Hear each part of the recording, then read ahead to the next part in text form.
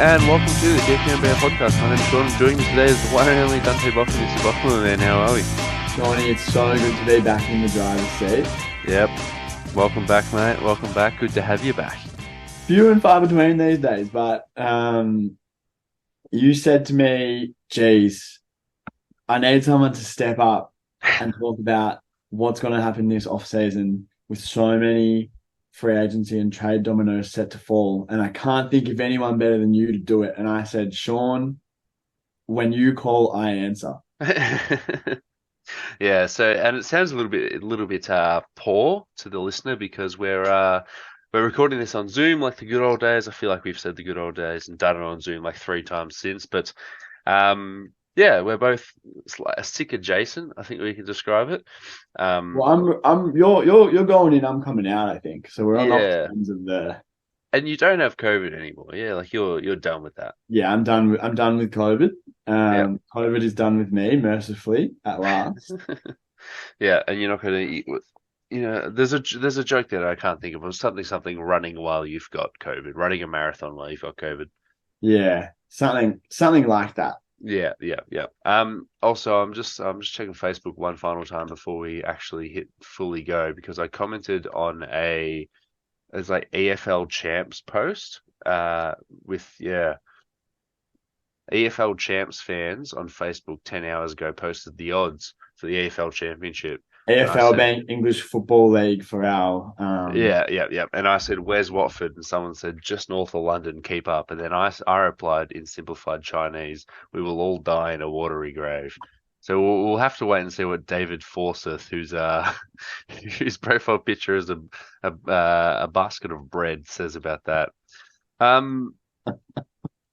Yeah, Leeds 11-1 for those who are wondering. They're the favourites. 11-10. That can't be the top odds. Yeah, 11-10. I don't know. That seems 11-10. That's pretty good odds. That's such a crazy fraction. Burnley without company at number 2, but people didn't log on to hear that. Busy off season. Well, it should be a busy off season. There's a lot of buyers this deadline, this off season, and there's a lot of pressure on a lot of teams. Obviously, the teams that made the playoffs this year are going to want to also make the playoffs next year. I don't think there's any team that I can see who has pivoted from being in the playoffs to tanking.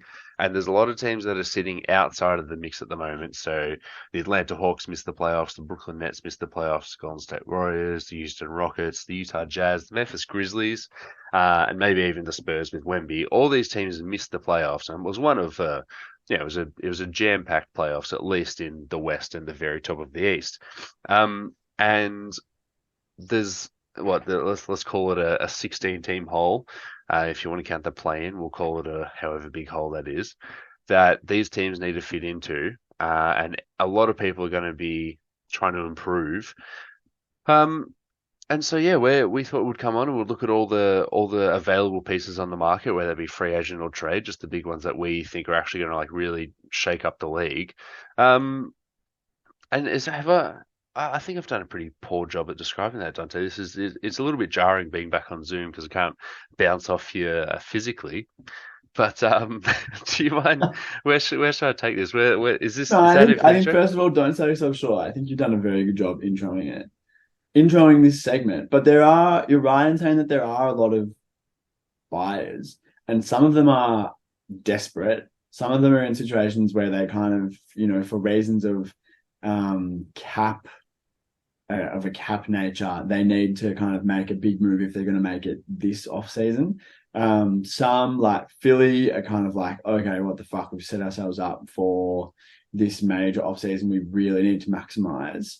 But it seems like from a bird's eye view, there are going to be a lot of disappointed teams here because whilst there are a lot of buyers, there's not like a bonanza of high, like all-star and just below all-star level talent becoming available. And the all-star talent that is becoming available is not without risk.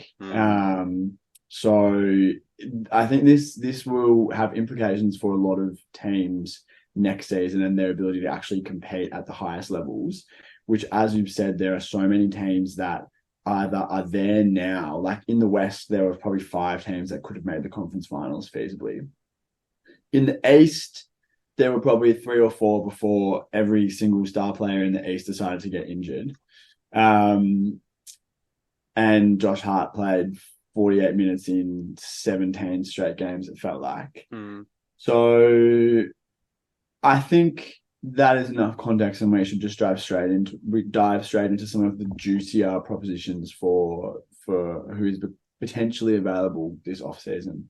Yeah, cool. So we'll start off with what I'm describing as the first domino, that being Paul George. Paul George can be a free agent this offseason or is a free agent, but whatever it is, he's going to be a free agent. There's been a few reports in the past couple of weeks. The first one coming yesterday from Adrian Wojnarowski of ESPN saying that the Clippers want to re-sign Paul George and that they are, quote, determined to keep him.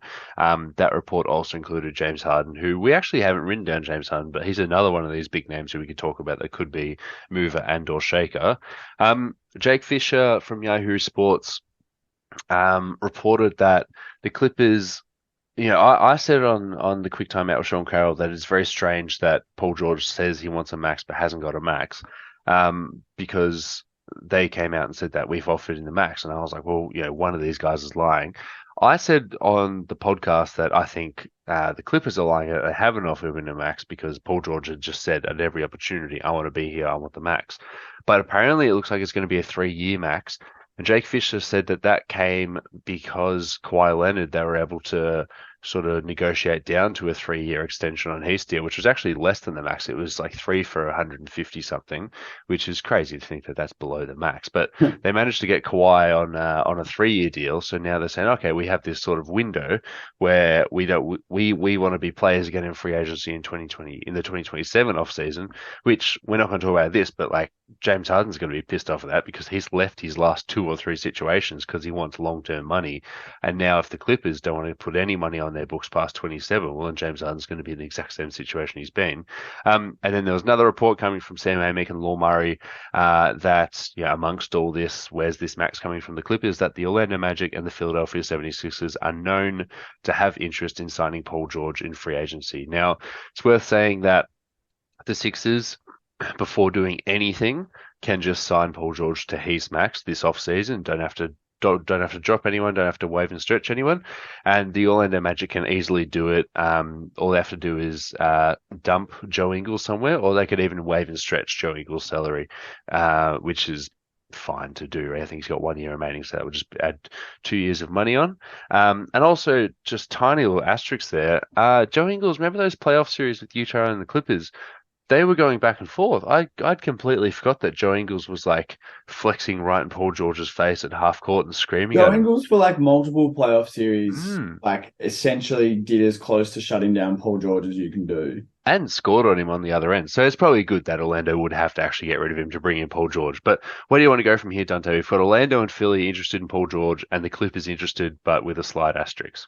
Well, I think Paul George is the 2 pieces that kind of like everyone is looking at saying, can we get this player? How can we get this player?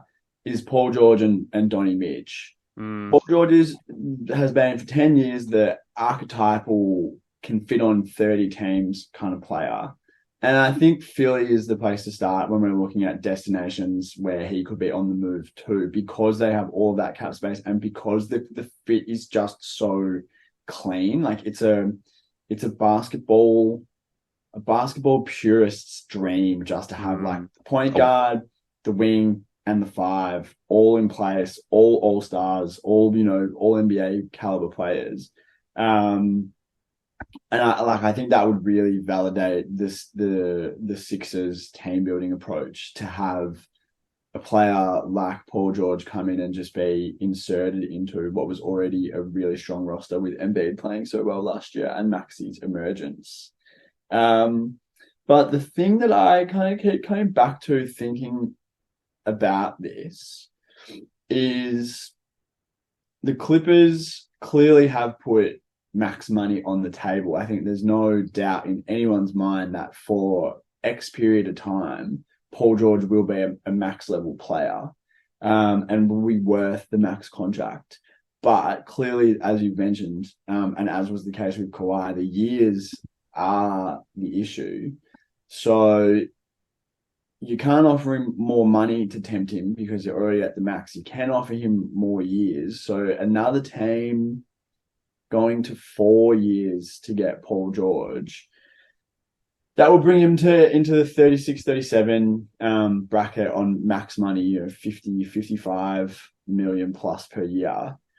That is not without major risk, considering the issues that he's had, like staying on the court during the regular season. The story of this iteration of the Clippers is injuries and lack of postseason availability from both of their wings. So I think whilst it is that kind of like dream of like, oh my God, we get this guy who's a secondary scorer, secondary playmaker, can do everything, great defender.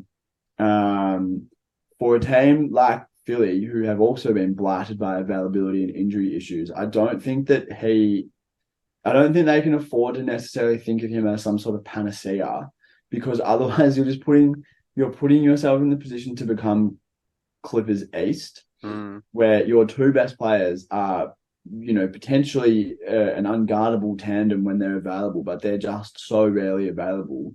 What with Embiid's issues over the last 5 years.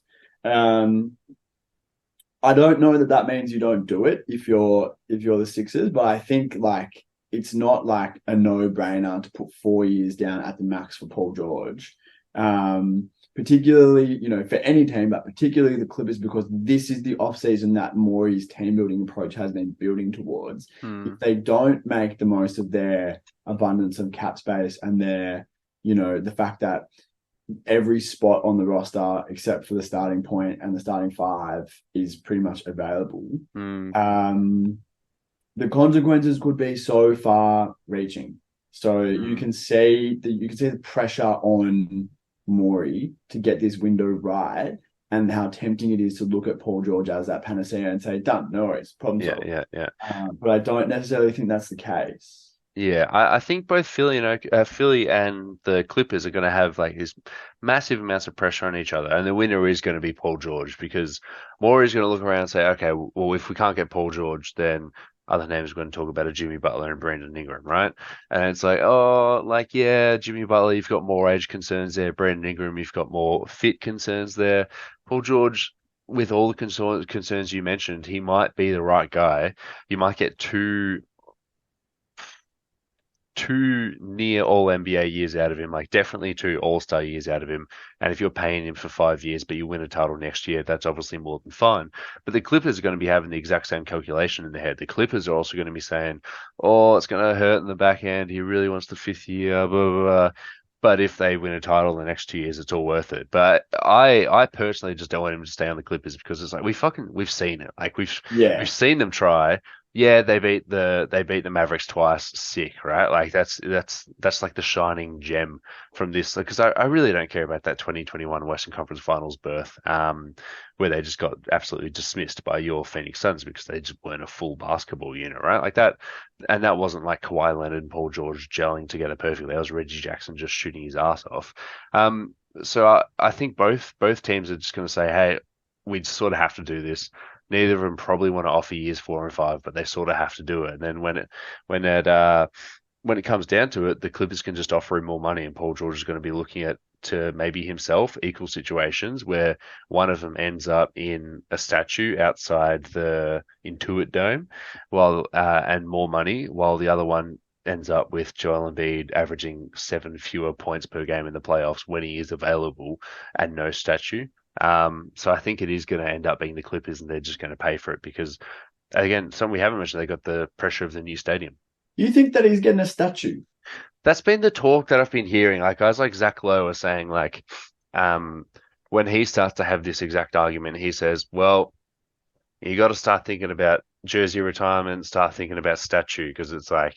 Is 13 going to hang in the rafters for our grandkids to see? It's like, oh, who was Paul George? And he's like, ah, oh, you should have seen him, man. Early on, he was right up against Bron, and then I know he was an All NBA wing. The third team All NBA. It's yeah, that's little Timmy. That's who Paul George was. God, well, I I think mean, I think he is.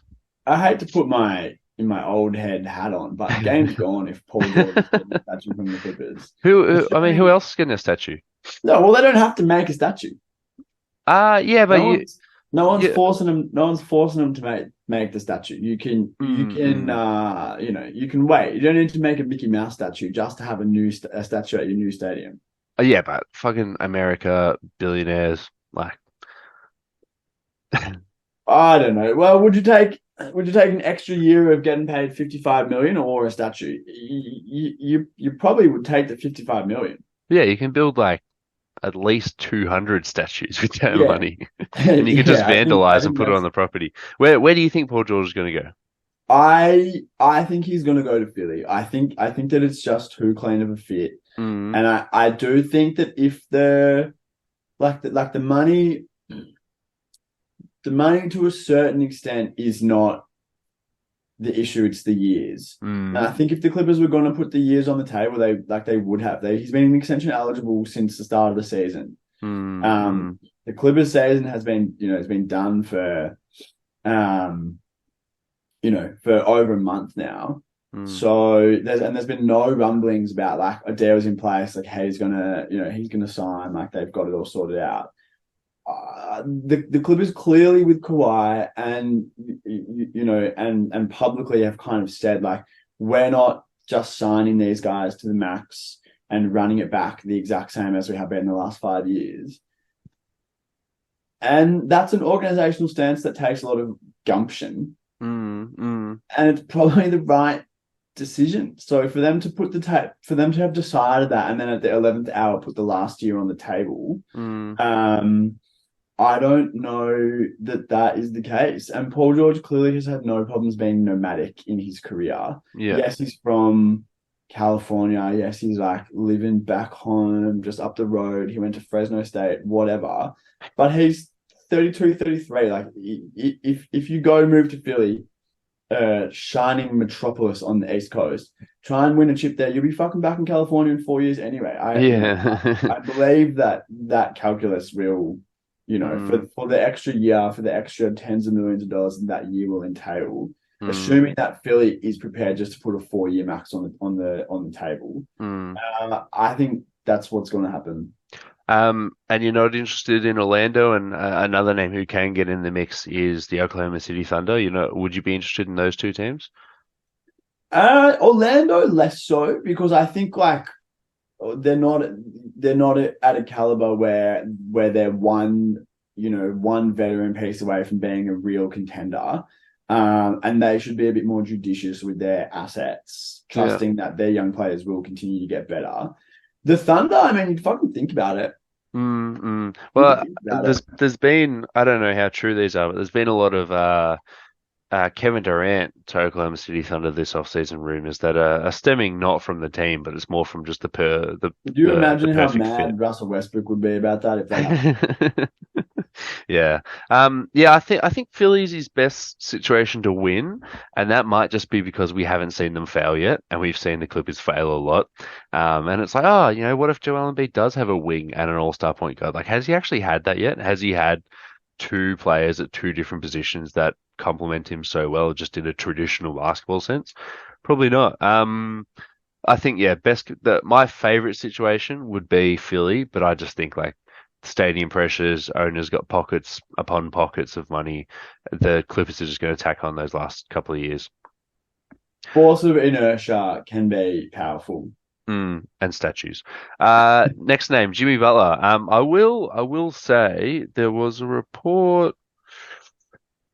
Oh, they didn't write down. Anyway, there's a report from someone that said that the Philadelphia 76ers are interested in Paul George, Jimmy Butler, and Brandon Ingram. And Brandon Ingram we'll get to, but the Jimmy Butler stuff comes from the fact that Jimmy Butler has said to Shams Charania of The Athletic that he wants to stay in Miami long term. Pat Riley came out and said, I'll paraphrase him here. This is via ESPN that he's like, oh, we don't really want to offer you that many years because you're 35 years old next season, and let's say a 3 year deal would take you through to your age 38 season. And I think he actually publicly came out and said, you're actually not that good in the regular season. And if we're just going to keep on winning 44 to 47 games every single year, yes, they've made the finals twice and it looks great and he turns up in the playoffs. He didn't turn up these playoffs, which is like, oh, okay, well, the most recent sample we have is you being injured on top of your regular season being bad. Regular season being bad, I was looking at his stats today. He was shooting like 49, 41, 85. So it's like still, still 50, 40, 90, but he's averaging, what is it, 21 points. Um, then there was a report on the 5th of May from Mark Stein that said that rival teams think that the Sixers could trade for Jimmy Butler, and there was a graphic on the Deep Two on Instagram, which you can find at the Deep Two. And then what's that? 13 days later, 23 days later, Keith Pompey from the Philadelphia Inquirer added a little bit of flavor to that report, saying that the Sixers are prepared to give Jimmy a max extension if they trade for him. So this is sort of signaling to Jimmy Butler that, hey, if you don't get your money in Philly, in Miami, you can kick and scream a little bit, and Philly's more than happy to give an extension on top of the deal that you have at the moment. Do you like Jimmy Butler changing teams or signing an extension with the Miami Heat?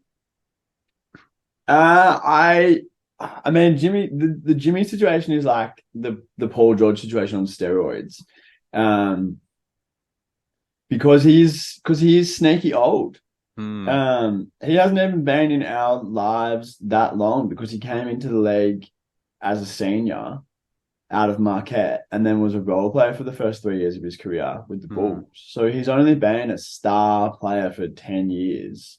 So it feels like he should be 31, 32, not 35. Yeah. Um, and you just can't be handing out 3 year maxes to people who are going to be 38 years old when there are these questions with play. Like it's just too risky. Hmm. Um, Kevin Durant, no worries because Kevin Durant at age 36 is putting up 27 points on 50, 40, 90. His game's The thing going with to age Jimmy is more like the gracefully. counting stats are always fine, but it's impact. Hmm. It was impact this season as well as availability. Um, if if it becomes binary with the Heat, uh, and it's a situation where he says, 3 years at the max and that's it. Otherwise, I'm not taking it. Hmm. Um, if I was Pat Riley, I probably wouldn't sign him to that. Hmm. If Hmm. there's not an agreement that can be reached, either it's 3 years below the max or it's a 2 year max. If you can't come to either of those agreements, I think I would explore the trade market, particularly if Philly is ready to make the move. I think trading for Jimmy rather than signing PG into cap space would be so foolhardy as a number one plan that I can't possibly believe they would be approaching it that way. Yeah. Um, but I mean, Philly are looking at a 2 year window. Like you can talk yourself into that, and Jimmy will be doing less on the Sixers than he's being asked to do on the Heat. Yeah, definitely. Yeah, we always count out Jimmy Butler and then he just does it. But this has got to be the time that like we can count him out comfortably. Like this has got to be the time that look, he's gonna be 35 this year. He's had a bad year. He had a bad playoffs. This has got to be it. But the fit, I agree, is just a little bit worse than Paul George. It's just a similar situation, but just worse in every aspect. And it's the guy that you go after if you don't get your number one option. And maybe I think you should be number three behind Brandon Ingram as well. Um, no other It names were would mentioned. You go. it would be a case though where you can imagine maybe Joel is lobbying for Jimmy, Mm, considering the kind of folkloric um, role that Jimmy has played in recent Sixers history, where mm, he was there, he was good. They chose Tobias Harris over him. Jimmy has left and made two finals appearances and a conference finals, and Tobias Harris will no longer be with the team mm, next season. It seems like. mm. Um, Jimmy's like the one that got away for the Sixers of recent yore. So I wonder if because of that personal connection and the fact that Joel was kind of pro Jimmy at the time, Mm. whether whether that plays into Daryl Morey's thinking at all. Because obviously, like the subtext that exists hanging over all of the Sixers um, moves which we haven't kind of discussed, but it is the invisible force that motivates everything more than winning a championship. It's making sure that Joel stays, Yeah. because it was only one off season ago, 1 year ago, where all the discussion was around that doesn't look too good for the Sixers. Like, how long till Joel, how long till Joel wants out? What Well, can the do Knicks do you trade remember for? opening night? It was like minutes before the first jump ball to start the season, and there was a report from the New York Post that said that the Knicks will come calling if Joel Embiid becomes available, and it was like so carefully planned to go just as soon as the league started. Which, yeah, it was only 12 months ago, or less than nine. Everything comes from that. If Joel says he wants Jimmy rather than PG, like, you even though he's a worse proposition, you seriously think before you move forward Mm, with that. yeah, and it would have been nice if they'd kept Jimmy instead of Tobias Harris. Obviously, nothing we can do about that, but like if they'd still got James Harden, and you've got James Harden, Maxey, Jimmy Butler, role player, and Joel Embiid, that's Tobias Harris was not the right choice. I don't have any more to add on the Jimmy Butler situation because unlike Paul George, we can't bring up a team like OKC or we can't really bring up a team like Orlando, not because they can't get him, but because it's like he's not going to go there. There are some Warriors pods I listen to talked a little bit about Jimmy, or it's like if he's available in Philly, get someone not called Jimmy. Would you do a Chris Paul for Jimmy Butler?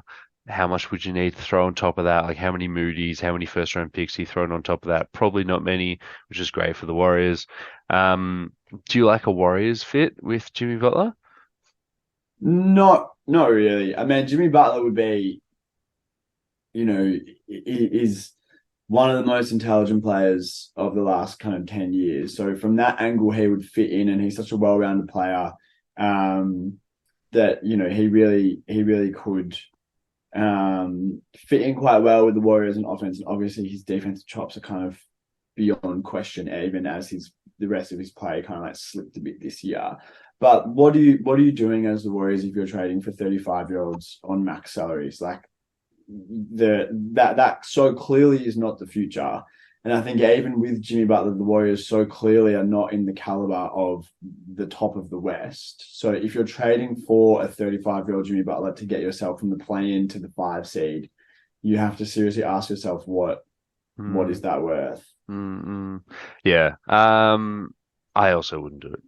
The dogs per 30 36 with Draymond and Jimmy is great, but bloody per 36, what is that? Their age?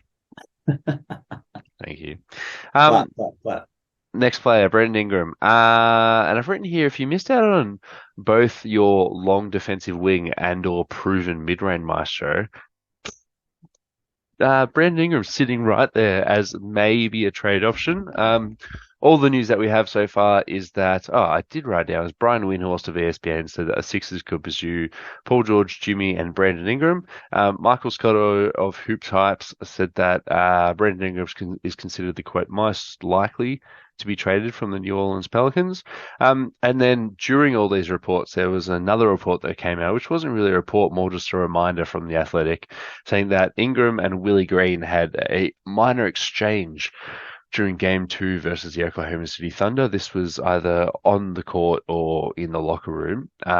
Timing, very interesting because, I wonder who's leaking that because there's no reason for um, the Pelicans to weaken that because then if it doesn't look like that Brandon Ingram is on the outs, then it's like, well, they would rather keep the dirty laundry on the inside. Just don't air it. Just sort of put it next to the heater. Just like try it indoors. Didn't get a single. Oh no, I did get a laugh in the end there. And it's just time to break up Zion and Bingers. It's time to separate these guys. I know we still haven't had a fully healthy playoffs with these two guys out there at the same time. But it's time. They need to pick a direction, and they have all the long, lanky wings to substitute in for Brandon Ingram. Like the lineup is going to look so nicely with Trey Murphy in there instead of Brandon Ingram. Run everything through Zion. Obviously that the final little heading up to the play-in run was just beautiful. Zion just absolutely killing it before he landed awkwardly on a foot, pointed to the coach, and was like, I'm not good. I'm actually not good for the next 5 basketball games to end our season."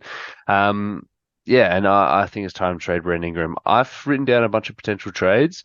I believe you did as well, but you left them at work. Is that right? I did write down 4 trades in my work notebook, which I did leave at work. The rumors are true, but I have remembered them, and I'm gonna take the lead here with these two biggest trades, and they will be relevant for the next player that we discuss as well, who could potentially be on the move. But the two that I'm going to present to you are both trades with the Cleveland Cavaliers. Really? And the first one we've got is Brandon Ingram, Jordan Hawkins, and a first to be named later for Donnie Mitch.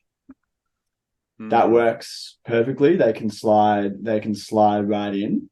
And then the other one is less involved.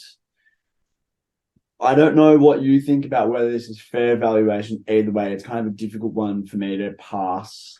And that's pass with an RSE, what fair value is. But Bingers for Garland straight up. If the Cavs are clearly going to pick a direction. Mm. If they decide that the rumors are true that Donny Mitch, could be back in the fray and we want to get rid of Garland, um, keeping a level of ball handling and scoring that Bingers has that is replicated nowhere else on the Cavs roster, whilst also upgrading size for a team that has needed 2, 3, and 4 size players for the last, since fucking LeBron left. You could be looking at a lineup of like a Mitchell with Strus / Levert, and then Bingers, Mobley, Allen. Mm. Potential. I think that's as good, if not better, than the line that they've been walking out this season. Certainly, there's less holes to be exploited come postseason. And if they go the other way, and they decide they're keeping Garland and trading Donny Mitch, I mean, obviously Donny Mitch would need to be prepared to stay long term in New Orleans. Otherwise, they wouldn't trade. They wouldn't make this Mm. trade. But if he was, hypothetically, Zion is still there, and you've mentioned all the long, lanky wings. It's kind of like the inverse of the Cleveland Cavaliers. They've got all the Mm. things that Cleveland didn't have. And that would be a pretty interesting team there with Donny Mitchell as the ball handler. And for the Cavs, from that perspective, you get rid of Mitchell, but you're preserving some element of star power and asset for a player who could, in theory, be an all-star again in his career, after being a one-time all-star. Um, and it doesn't detract from your ability to contend for a team that's been a top 4 seed and 50 or sniffing 50 the last 2 seasons. Mm. Could trade Mitchell for a whole bunch of picks and future assets, or you could do something like this that kind of, I think, toes the line and might help keep you relevant. Now, Yeah. to you, what do you think about those trades? So the Garland one is a little bit real because Darius Garland, there was a report that the Pels would be interested in him if he does become available. And then I think, well, what are you doing? You're moving CJ into a bench role because we know that starting him at the 2, like starting him at the 1 is already risky because that's one hole on defense that the team's attacking non-stop. So then you sort of have to bring him off the bench, and you've got $63 million guaranteed. I was going to say confirmed, guaranteed for the next 2 years coming off the bench. For the Cavs. Yeah, if you do trade, if it is the Donny Mitch trade and you're bringing in Brandon Ingram, well, Brandon Ingram is going to be extension eligible and he can leave as an unrestricted free agent in the following offseason. So for the Cavs, it's like, okay, you're going to sell him on culture. You're like the Geelong Cats of the NBA. You can get a farm out in Ohio, right? Because you run into the same problem where you've got this star power in inverted commas, but then it's like, oh, okay, what if Brandon Ingram's like, well, the Clippers have just signed 2+1 deals to all their superstars, and now they actually have a slot to sign me, and I'm 27 years old and better than Kawhi Leonard But now or something, right? but the thing with Bingers is he's not at a level where a team is gonna convince themselves that he can be their second option. Like, we've seen Bingers as a first option, we've seen Bingers as a second option. He's a great player, what you Mm. can safely say is that if he's your second best player, you're not winning a championship. So the risk Mm. of someone coming down and plopping a Yeah. fat 4-year max and saying, we want you to be our second best player, I think is actually quite low. Yeah. Yeah. And the Cavs, yeah, you're trying to sell them on culture a little bit. And Cleveland obviously is no one's idea of culture capital. Um, when you're looking at the city, especially compared to some of the other locations in the NBA, that's a conversation that will be had with these teams until the end of time. But like I said, this is a team that's young. Their best players are all in their early 20s, with the exception of Donny Mitch. And this is a team that's already really fucking good. Mm. Mm. You're stepping in from a situation where you've been in New Orleans where you're slogging every year to win 45, if that, to a situation where you're pretty much made for 50 in the East and a top 4 seed every year. I Yeah. can't speak about what will be more important to Ingram, Mm. but I don't think that team is out there that's going to try and poach him as an unrestricted free agent and leave Cleveland completely burned. Yeah, I sort of like both. I like both deals, whether it's Garland or Mitchell for the Cavs. And I sort of like it both for the Pels as well. But the Pels just have like a lot more issues to address. Where with I the don't even think they do have that many issues though. But you're gonna need a better point guard, I think, if you can't play point zone. And then you're gonna need a better center because Jonas Valanciunas, I don't think is the guy. But then I do also believe that the Pels are just gonna be stuck with JV because it's like, well, you're gonna get priced out of the Isaiah Hartenstein market, who might be like a good like mid-level option, but he might make a little bit more than the mid-level exception. And obviously the Pels who are under the luxury tax by like hundreds of thousands of dollars are going to be able to offer him that full mid level. But I think he's going to, instead of getting like 12.9, I think Hartenstein's going to get maybe like 14, $15 million a year, right? So then it's like, okay, well, Mason Plumlee evolves from a couple of years ago. You're going to get that level of center. Or do you really want like a Mason Plumlee type? Would you just be better off bringing back Jonas Valanciunas? And it's like, oh, well, here we are. We haven't changed much as a franchise. But I think that's selling short the capacity for innovation of David Griffin because wow, we're talking about wow, either way. So if they trade for Garland, obviously the point guard comment is irrelevant. If mm, they trade mm, for Mitchell, Mitchell is your de facto point guard anyway. mm. He's sort of doing And that with what we're CJ. what we're saying with teams in the conference finals is that your point guard actually doesn't need to be this great, amazing player. Conley is essentially a role player. He's just doing a really fucking good job with Minnesota. Yeah, In Tyrese Halliburton's absence and throughout the whole playoffs, TJ McConnell, who obviously everyone knows has been a really good backup point guard, is doing perfectly at facilitating the offense. And then Drew Holiday, although he's a better player than either of them on offense, Drew Holiday at age 35, he's a complete role player. He's a run the sets and shoot open threes. mm, That player, those players exist in the league. You just need to find them, and so do bigs. mm. And there are bigs out there that they could pivot to that don't pose as many stylistic challenges as JV has, particularly alongside Zion. I mean, the answer has Um, been just to sub in Larry Nance Jr. But I do like your point about like watching the playoffs. It is like, oh, you don't need just like a dude who's just going to mash the ball. Because like Tony Edwards isn't known as a passer, but all of a sudden it's like, oh, we need you to threaten to shoot every single time down. And he had like what 9 assists in getting the game 4 win against Dallas. And if you're good enough, you will just make the right pass. Like if you're good enough and you're put into that situation, which is one of the problems with Joel Embiid for the past couple of years, where it's like he doesn't want to pass. So then it's like, oh, okay, well, we're just going to W in the playoffs, and you've just spent the last 3 seasons not passing. So of course you're going to struggle in this exact situation. So I do like that.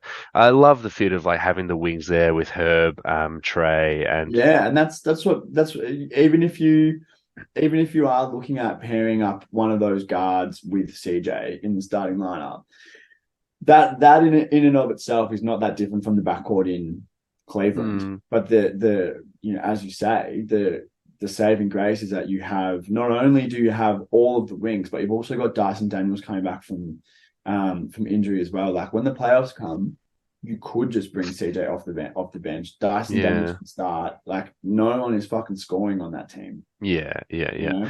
All right, let's move on to a couple of my trades. First one is with the Memphis Grizzlies. It is trading Brandon Ingram for Brandon Clark, Luke Kennard, assuming you pick up his $14.7 million team option, and one of John Conker or Zaire Williams. Literally pick. I don't care. Crazy that Zaire Williams is still a thing. Yeah, still, well, he's about to enter his fourth year or third year. And like I've said future picks, but let's just say the ninth pick. And I don't know how much that does for New Orleans, but I haven't included Marcus Smart in this because I'm assuming New Orleans don't want it. But if you do think New Orleans would prefer Marcus Smart, I think there is a machination where it's like Marcus Smart and Concar and Zion Williams. But what do you think about this? Brandon Ingram for a few role players in the ninth pick. Does that move any needles? No, it doesn't move any needle for me if I'm New Orleans. Memphis would say 'Cause yes. pardon? Memphis would say yes. Yeah, Memphis, I think, would say yes for sure. Mm, New Orleans' problem isn't that they have a lack of role players. yeah. Or future That's picks. Yeah, yeah. that's not the issue that New Orleans would face were they to part ways with Brandon Ingram. I just don't think this is the sort of deal that they would be trying to pursue. Do you prefer getting Marcus Smart back here? Not really, because for as many problems as Marcus Smart would solve defensively with the backcourt and kind of mitigate some of CJ's shortcomings, he would cause just as many The other end. on the other end. And then if you're playing Zion and Smart together, that's already two non-shooters. Yeah. I mean, Yeah. Yeah. that starts to get pretty dicey pretty quickly. Pretty Dyson-y. Just before I move on, can you see any trades for Memphis with this ninth pick and any of their salaries together? I mean,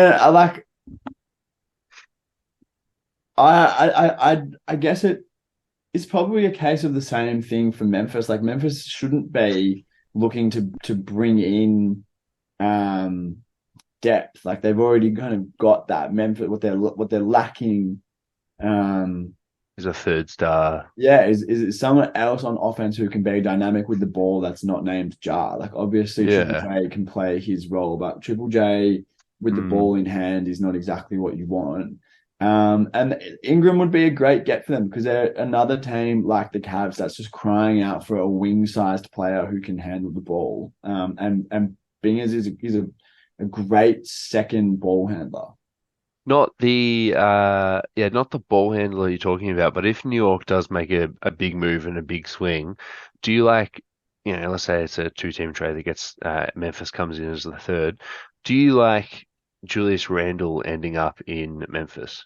He's such a Memphis player, isn't he? Well, they've actually had him a couple of years ago. His name was just Zach Randolph, but like next to Triple J is a way better fit than a ground-bound big like Mitch Robb, not Brisbane Lions defender.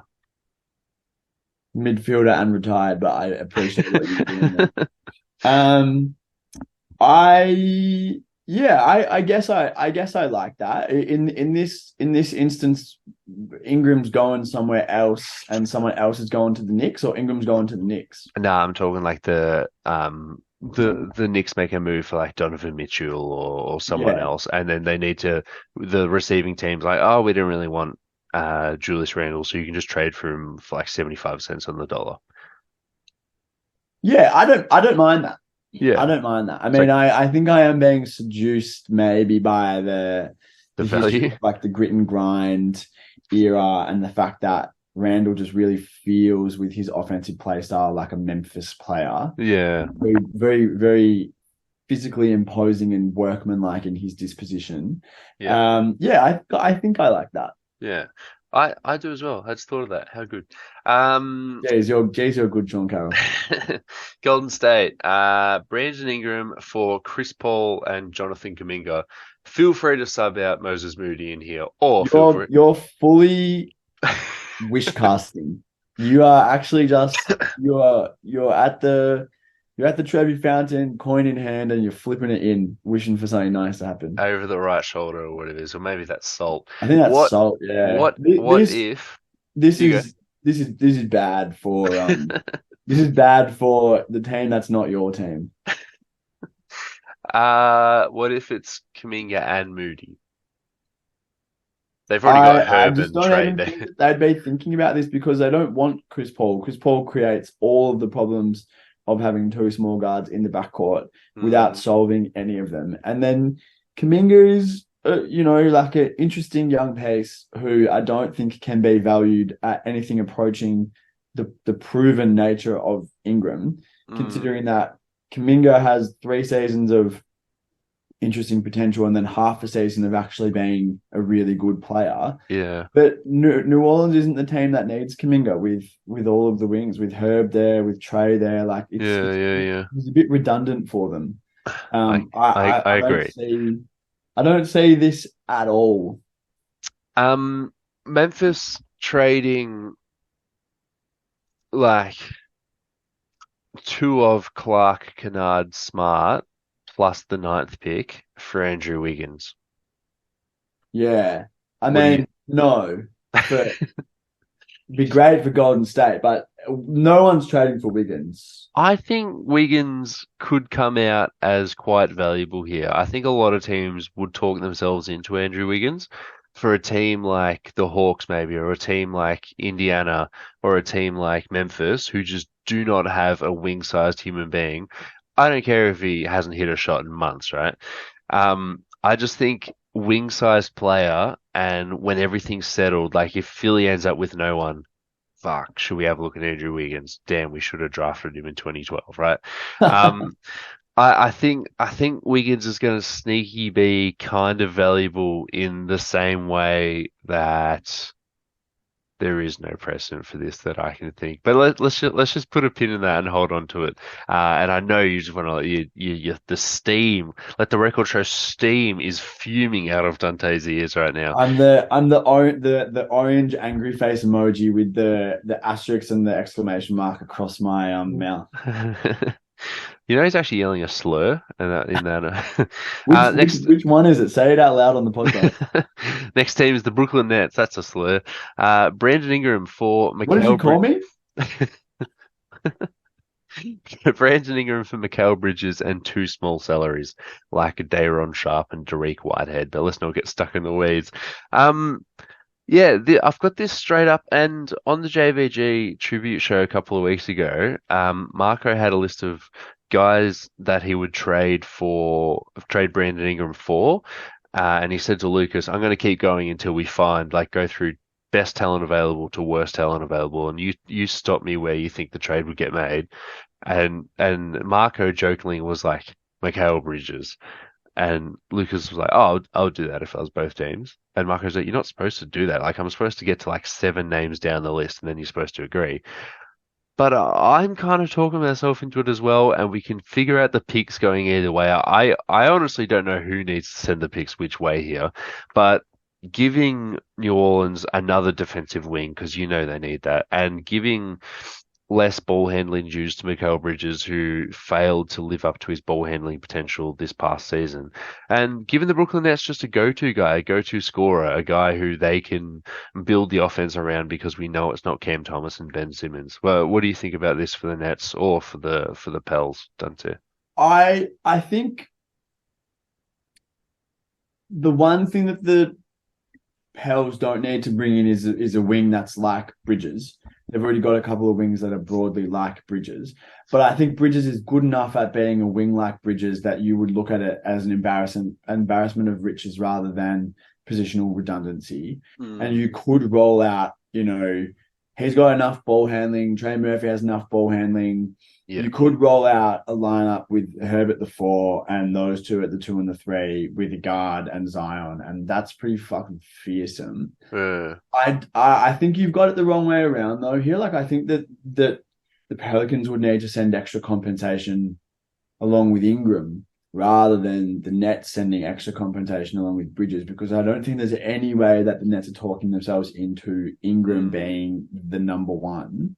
yeah, And like I said before, like looking long term, like no one's talking themselves into Ingram being the number two. yeah, I yeah, don't yeah, think there's a team out there that will look at Ingram the way that the Pacers looked at Siakam and said, okay, like that's our clear number two. This is the guy. I don't think that team is out there. Like we've seen what that looks like. yeah, And it's good. It's good, but it's not great. And it's kind of telling that, the Pelicans have had success at times when Ingram has been out. yeah. So I don't like I do like that trade more for I like that trade more for New Orleans. If you were gonna start throwing in like maybe if you threw in Dyson Daniels and Jordan Hawkins Yeah, along with Ingram, yeah, a few prospects maybe from if I'm the Brooklyn. Nets, I'm like, okay, all right, let's do this. Mm. All right. Just before we move on, because that's who we got for Ingram. I'm just trying to think of another team. Um, Houston Rockets. I don't know how the money works because I'm thinking it's based around Jabari Smith and that third pick, right? What's New Orleans going to do with the third pick? Like, if we can't think of a trade for Memphis to make with the ninth pick, like, good luck on the third pick. But Mm. Jabari in the third pick to get up to Binger's number, which would be about 32. It's 33. It's 33. So Jabari's going to be on 9.7 next year. If you throw in Steven Adams, you're up to 21. Jay Sean Tate, yeah, you can get there. Jay Sean Tate, yeah. Jay Sean Tate, Steven Adams, Jabari Smith, and then hope that Jabari Smith can be sort of like a Jaren Jackson, like shooting five type next to Zion. Do you like that? I think it's so risky because in trading for Jabari Smith and having Zion on the roster, you might just have two fours. Yeah, It's yeah, yeah, very yeah. possible that they're both just fours and that either of them being a five is not really a viable long-term solution. Yeah. Um, if I was the Rockets, I'd be looking at Bridges. Yeah, yeah. Well, they I'd be have. looking Yeah, hey. at Bridges rather than Ingram. Bridges is someone who we haven't kind of done, the own little segment for, but like clearly Mm, the the hot streak that Bridges went on after he was traded from the Suns to the Nets, 18 months ago, didn't sustain this season at the level that he was playing at, where he was like 20 efficient 27 a game, 1A ball handler type player. mm, Um, but I think I think clearly he's shown that he can be a second or third best player on like a really good team. I think he has also shown the Nets that like if you don't think you can bring in more talent better than him, he's not the guy that's gonna mm. take you where you want to go. So I think they will be listening to offers for him this offseason. Yeah, yeah. So I think he's probably gettable for an asset rich team like Houston. And with the third pick, do you want to, put that on the table and dangle for a team in Brooklyn that has been so fucking snake bit with draft picks? Do you want to Mm. dangle that draft pick in Which is front of their them own. and say, take it, Yeah, have a high draft pick, and yeah, yeah, let's yeah. actually probably hit reset with a blue chip asset? I mean, they'd have to think about it. Yeah, I mean, there was a report, Sean Marks said it is pretty much like, I think, end of season interview. He said, yeah, but we're only looking long term. We're not looking at short term victories here. But then also there's been no noise. Like we're hearing this slight noise about Brendan Ingram. We're hearing that report come up that there was an argument in game two. Obviously hearing the Paul George stuff and hearing the Jimmy Butler stuff. We haven't heard anything about Mikal Bridges whatsoever. So usually where there's smoke, there's fire, and there's no smoke whatsoever. But happy to move on to the next player, Donovan Mitchell. Yeah, let's do it. So apparently he says that he's happy to stay now. Cleveland has said that they're confident in retaining him, especially after JB, the B stands for Bickerstaff. Bickerstaff was fired, No, and the B stands for Borrego. that's right. James Borrego, biggest star. And then James Borrego gone for his second interview with the LA Lakers. How about that? Um, Crazy. And Darius Garland might leave, Clutch doing their clutch stuff where it's like we can't have two guards in the backcourt. Um, God forbid. God forbid you have two forwards as well. So if he doesn't sign an extension, what's your favorite destination? I've written down some: New York, Brooklyn, Atlanta, LA Lakers, Houston Rockets, New Orleans Pelicans. What's your favorite landing spot for Donnie Mitch? None of those really grabbed me. I think New York would be disappointing actually because he's just such a difficult fit with Brunson, um, and the player that Brunson has morphed into. I think the sensibility of New York trading for Donny Mitch is really from another lifetime at Yeah, this stage. yeah. Has just Brunson has just had a season as good as, if not better than any season that Donny Mitch has put together. Like Mm, cutting into that in any way, I don't think is a good team building decision, particularly not when Brunson is 26, probably the same age as Donovan Mitchell anyway. mm, Um, I mean, Brooklyn, if you could somehow pair Bridges with Mitchell, okay, like now you mm. got my attention, we're talking. Um, the rest of them, I mean, I don't know. If you wanted to go the same route as Cleveland and look at not pivoting to an asset play and trying to bring back an established veteran player, maybe you look to Atlanta and you say, can we work something out for DeJounte Murray and wings? Yeah. But that doesn't really inspire me. Do you have a favorite from this list? My favorite and one that I've done in 2K is just simply Ben Simmons for Donovan Mitchell. Ben Simmons plus like every single one of those Phoenix picks that you own, right? Um, which God, is they could be good. they could be really good, and they might be good really soon. Otherwise, it's Cameron Johnson and Dorian Finney-Smith, and then it's a bit like who's starting at the four for you next season? Because Ben Simmons, he released a an off-season workout video today. Like it's literally he What? doesn't check Twitter. He doesn't see that we're making fun of him for him. Let me guess. He was hitting jump shots. Nah, but it was more like I think it was a photo of him just like getting ready for a jump shot.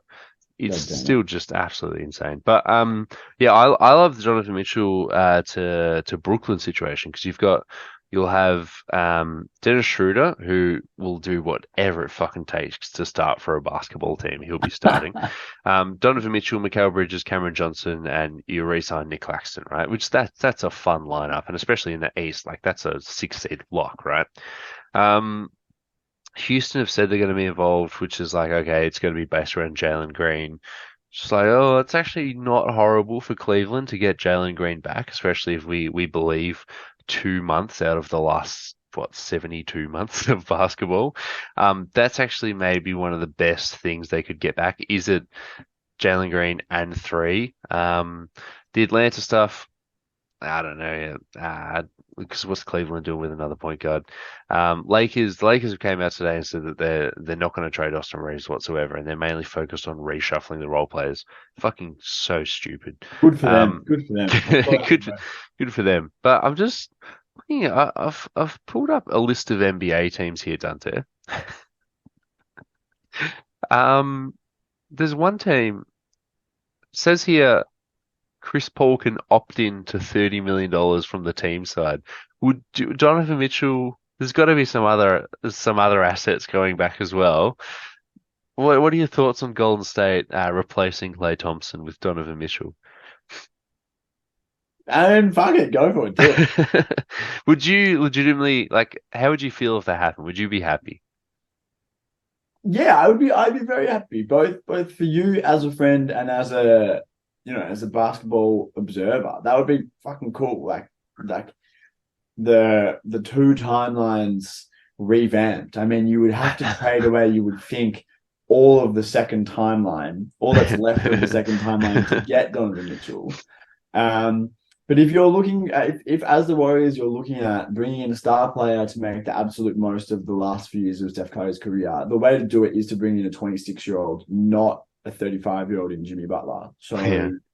I mean, I'd be much more interested in a trade like that for Golden State. I'd be skeptical that they could put together an offer that would compete with the best offers that Cleveland might be prepared to take. Um, that's not to say that there couldn't be some finagling of the situation by Donovan Mitchell and his representatives, in terms of saying, we're not re-signing here, we're not re-signing here, we're not re-signing here, we want to go to Golden State. Mm. And try and manipulate the deck a little bit that way. I'd be keen on that. Yeah. Um, yeah, or Indiana, like Nemhard and who's the other shooting guard? Mathurin. Mathurin, Shepherd. Yeah. I don't think that gets it done. Nah. Well, and obviously they've still got future picks to move. Um, Chris Middleton. Yeah, it's despite this being the fourth player on the list of guys who are going to move, and we seriously think that the top three, at least the top two, can make a finals run with their new team.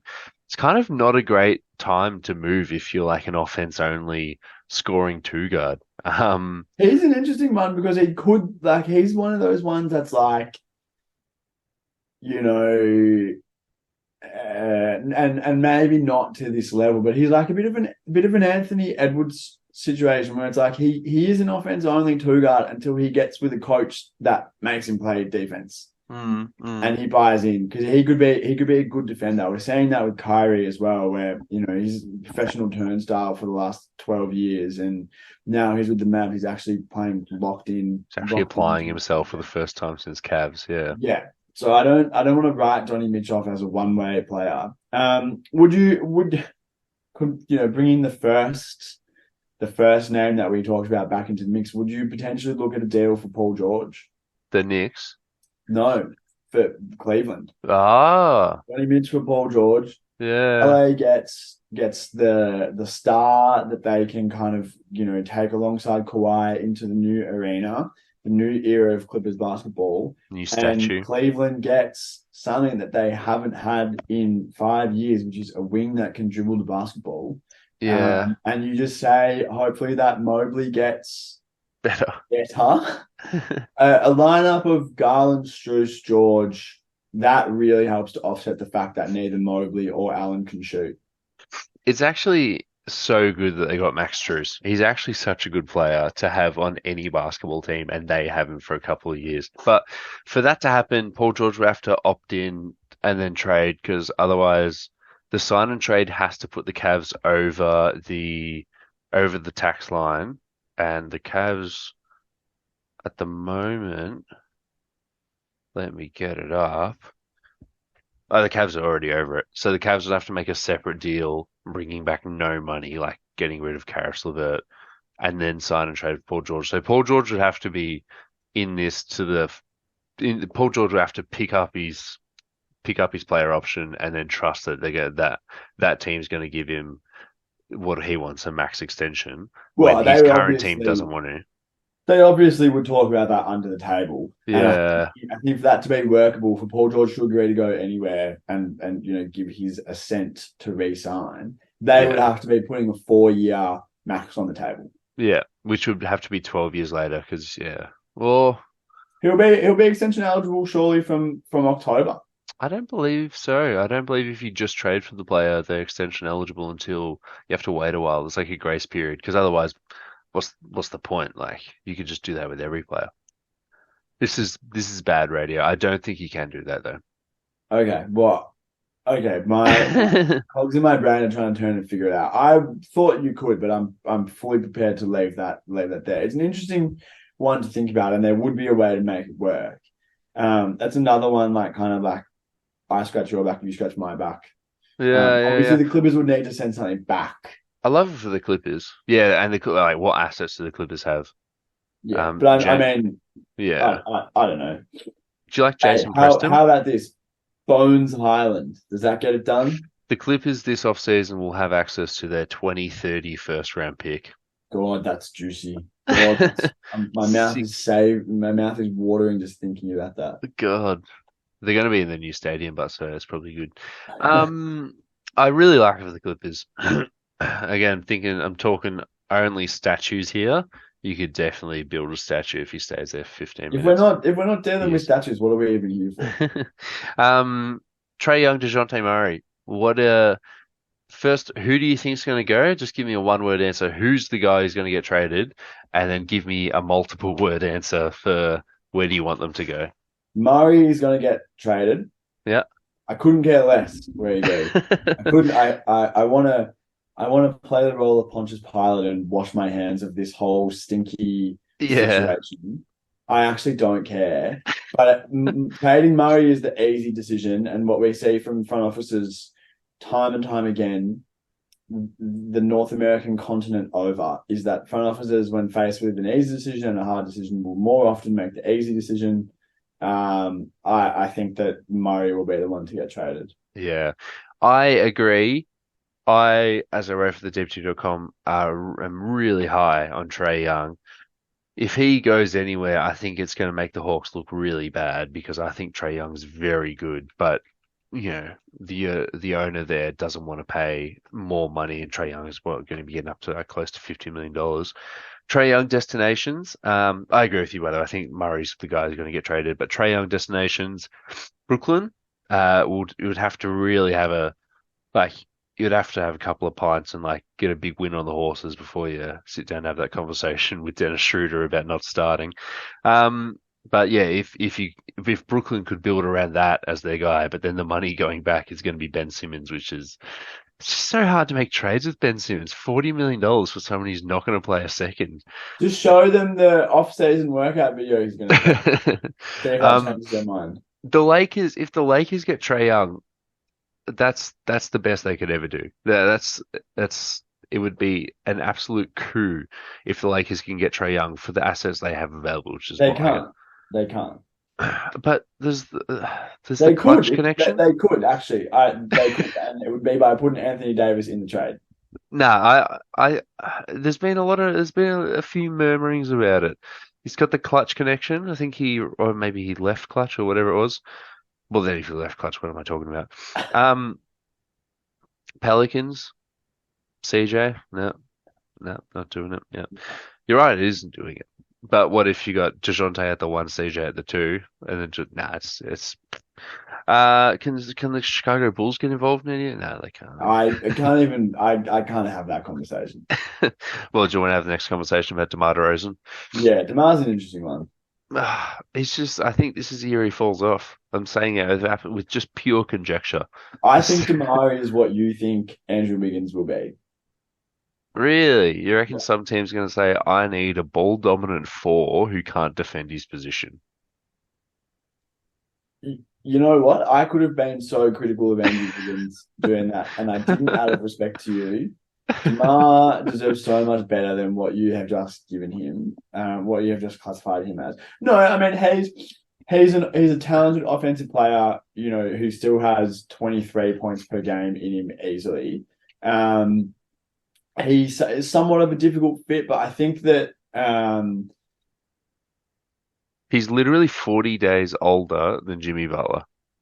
yeah, I mean, well, we're not talking about DeMar DeRozan as a 3-year max player. That's not Right. what the conversation is. But you know, if you put down like 2 years 40 in front of DeMar DeRozan, if you're Philly and you missed out on your top 3 wing targets, or you're Cleveland and you just need to get someone wing sized, or you're LA and Paul George walks, like I think there are a lot of teams around the league who could talk themselves into DeMar on a mid-sized deal. And he's still a good player. Like no one's gonna say we need DeMar to be our second best player, but you know, Mm, DeMar is a solid starter.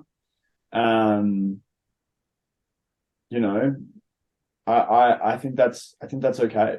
yeah. DeMar DeRozan listed nicknames Debo and Mr. I Am Toronto. God, it would be an interesting job to be the person who gets to add and edit the nickname section on Basketball Reference. Yeah. All right. I think we're at a natural conclusion. I want to list. I've just clicked on a couple of random players, and you got to guess the player based off the nickname. But before we do, are there any players you want to talk about in terms of a trade? I think someone interesting to watch will be Zach LaVine because he Mm, was basically handed in a trade request after being shit all season and then injured himself. Yeah. He could be someone who the Bulls would be keen to wash their hands of, and who would be an interesting buy low candidate. So he's been linked with the Kings for many Ever. years. The Pistons. I mean, fuck, getting to the Pistons and it's a coup for Chicago. Yeah. The Kings have a lot of mid-sized salaries. They could put 2 or 3 players together and get to Levine's number pretty easily. The Pistons don't have any cap problems whatsoever. They could get to Levine. I think he could be an interesting buy low candidate. And that's all I have to say about him. Yeah. All right. I've got 3 players up, and I'm gonna read you their listed basketball reference nicknames, and you have to tell me who the player is. Oh yeah. First one's easy. Only one nickname. The nickname is Swiss Bank. Well, I don't know. Is there a notable Swiss player in the league? There's only one. Big into his Cairo. I actually have no idea. It's Clint Capella. Clint Capella is Swiss. Yeah. That's crazy. All right. Next guy. First nickname, Young Hollywood. Oh, there's no way I would get this. Second Yeah. nickname, Flight 8. Give me another one. That's it. I've got nothing. It's Zach LaVine. Okay. Okay. Come on, Young Hollywood, brother. You're always. All right. This bloke's got 3 nicknames. I'll read you the hardest one. The Superintendent. Actually, a great nickname. Retired player. Okay. Well, that makes it very difficult. I don't. Give me an easier one. All right. Super Mario. Mario Hezonja? No. Rio. Rio? No. Mario Chalmers. Oh, You know, the true. superintendent. I swear Mario Hezonja has Super Mario as his as well. I'm gonna fact check this, but There's got to be a link between the two of them. God, it There's says gotta be. Mario Hezonja's career ended in 2020. Yeah, Did you know Mario. that Mario Hezonja is actually the godfather of Mario Chalmers' child? Yeah, Mario Hezonja is Super Mario as well. So Can you read the other 2 nicknames? so his first one is the Beast, and his third one is Crobe. Or is it Kroby? Yeah, it could be Crobe. The Beast is giving Tiny Dog and Humble Beast from Yeah, it Brandon really is. Ingram's famed page. It really is. Mario Hezonja really flirting with what number does it start with status for his career shooting percentages. Really flirting with it. He got drafted 5th, and I thought it was the best pick ever. So did he. Remember when he blocked LeBron, then hit a game winner in the same game? I do. Lucas's brother messaged him on Instagram. Saying what? Ah, fuck, who knows? Ask Lucas. It was really funny. It was like after the block. You know, it just goes to show Hezonja blocks LeBron and hits a game winner in a high leverage situation. His career goes one way. Jason Tatum dunks on LeBron in the playoffs as a rookie. His career goes the other way. It's a coin toss. It's a coin toss. Dante, thanks for coming on and having a chat. Hopefully we're feeling better soon, and I will speak to you next time. God bless Sean.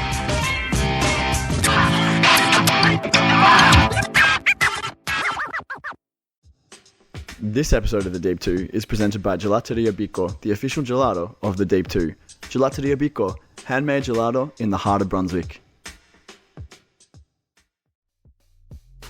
The Jeff Van Gundy Tribute Show is your fortnightly dose of the lighter side of basketball, hosted by me, Marco. And me, Lucas. We take a more laid-back approach, talking about the NBA, the WNBA, FIBA basketball, culture, whatever tickles our fancy or grinds our gears. The show is filled with great guests, classic gags, and a healthy dose of tangents in honor of the great man himself.